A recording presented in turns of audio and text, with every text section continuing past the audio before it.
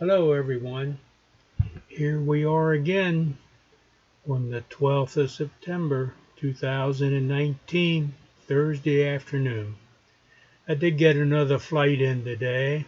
It's about 4:15 in the afternoon, and they have the 3 new fuel tanks buried in the ground out at Sheetz's.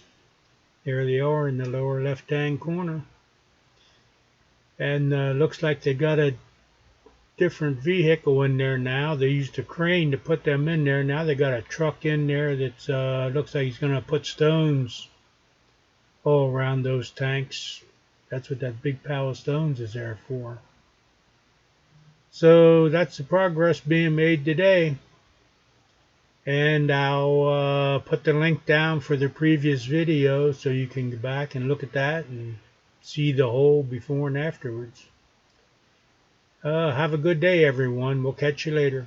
Goodbye.